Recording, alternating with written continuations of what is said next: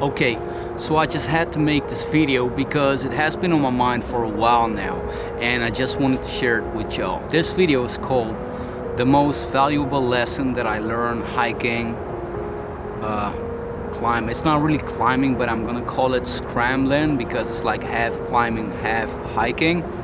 And I wanted to share this with y'all because it has been a very important experience in my life, and I learned a lot from it. All these altitudes, your brain starts to work different. If you're not trained, your breath might be less, you know. You got things in your mind, like you're doing stuff for the first time, your brain is working against you, you don't feel safe, you don't feel... Some people have issues breathing at that altitude, you know, 2,000 meters and up. So there's a lot of things on your mind. This day was the very first day in my life that I remember that I tried to summit or to hike to a, how do you call this, to summit a mountain or the peak. There is this cross up there, the Mittagspitze, which is called, you saw it in my video, and I tried to get up there and I panicked, I freaked out, I chickened out because I was not experienced enough to get up there, and I learned something very valuable at that moment. I thought I was prepared, I went into nature, freedom, you know, mountains, trees, birds, everything. It was early, I was hyped, you know, I get up at like 3 or 4 a.m. I get my coffee on my breakfast, I get dressed, and then I go to the point and start hike, you know. Even though this was the first time, I was prepared. Then it took me about 3 hours to get there to find out that I would give up. And here's the next thing. So I only gave up because I don't want to be the type of man that be like, I made it, or you will never hear back from again, you know, because it can happen, you know, at those altitudes, you can fall, you can slip, and you know, you never know what happens. I was very happy that I quit that day and I went back. It's not really quitting, but I just didn't go to the summit, but I went on hiking on that mountain. So here's the exact story of what happened. I was trying to get to the Mittagspitze up in Austria, and it took me 3 hours to get there. Like, it started with like normal road, you know, going like a slalom up, zigzagging. That was kind of hard, of course, you know. But then you get to like the last hour of hiking, and the last hour of hiking is the most difficult one because there's no road. It's only like a path that was made before by other people, but it's really just going up, going up, going up. So you're gonna feel it in your legs if you're not that trained.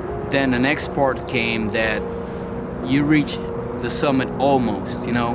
So you're 1 hour up there, it's cold, it's windy, even though it was sunny. And at one point the road even tells you, or there's a sign that tells you, hey, the marked road is gonna stop now, and now it's on your own, you know. I don't want to sound dramatic, but it's also not like it's a piece of cake. So you get up this road and it starts to get more sketchy and more rocks, you know, these little moving rocks and whatever, and you're trying to find your ways to get up there. Now, after I got over this like big hole, like you could get stuck with your leg in there, you know, I got up to this rock, exactly, I'll tell you, where you get on top of it, and then after that it was like, I guess, another 10 meters to get to the cross. But I totally started to panic and freaked out once the thought in my mind came that I need to go back down. Now when I looked back and down, on my left, I only saw like nothing. On the left, there was nothing, you know. If you would slip there and fall, you would just, you know, have a pretty good fall, I would say. It would be a deep fall. On my right, it was the rock, pretty steep. And down, this is the lesson that I learned, that most people fail, die, trip, get accidents on the way down, on descending a mountain.